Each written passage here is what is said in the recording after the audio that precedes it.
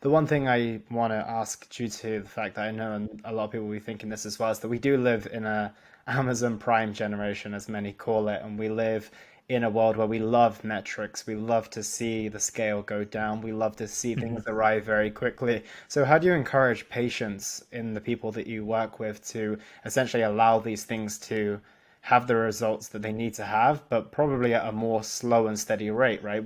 We both know objectively that, just like your bodybuilding.com days, if you put yourself on a bit of a starvation diet, you're going to see the results that you want to within the matter of days. But when it comes to solving your relationship with food, that's a thing that takes a very, very long time. And I can imagine those people who are at their wits' end with dieting, they've, had enough ups and downs and quote unquote failures that they're ready to take that on board. They're like, I Mhm. need something to stick now. And I maybe these approaches that I've been using in the past aren't quite for me, but there's going to be a lot of people who are still in the, I want results. My wedding's coming up. My birthday's coming up. My 40th is coming up. So how do Yeah. you encourage patience for those type of people who have those short-term pressing goals as well? That, to be honest, that's probably one of the hardest things in my coaching because, as I pointed out, I use intuitive eating and a weight neutral approach exclusively. Not that I don't bring in other principles into that mix, but the weight neutral part is something that I've decided that I'm not going to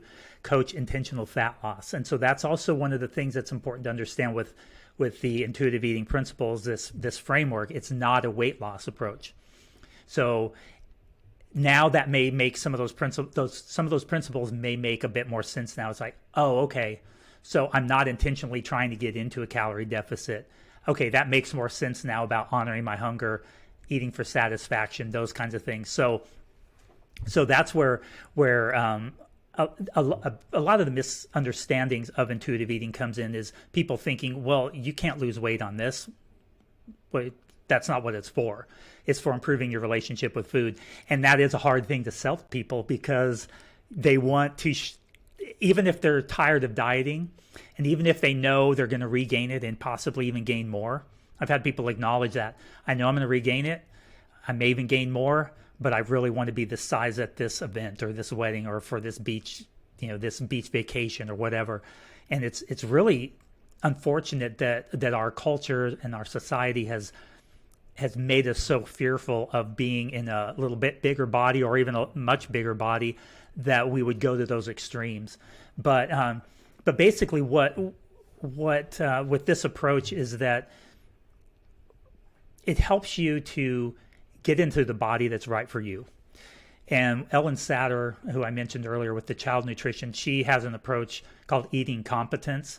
And she incorporates a bit more structure into hers, which I actually kind of bring over into intuitive eating too. I like the idea of structured meal times and snack times and having that consistency, where intuitive eating proper, that's not really part of the framework, but I like to incorporate that. I find that clients really benefit from including that structure in there, can help them regulate their appetite over the course of the day.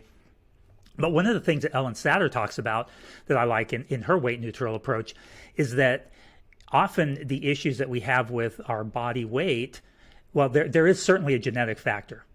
We're genetically predisposed to be different sizes and shapes and different distributions of fat and muscle. And that's an important thing that we have to acknowledge, is that I can't look like you can't look like me, no matter what you do. We could train exactly the same and we're going to look different.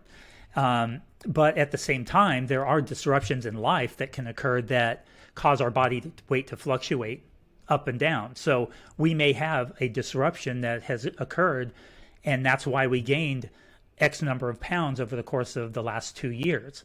Well, through this process of intuitive eating, we often identify those disruptions, and then we can address the disruption, and with the idea that once we get the disruption dealt with, we get the relationship with food dealt with, then our body is going to shift to wherever it's going to be most comfortable.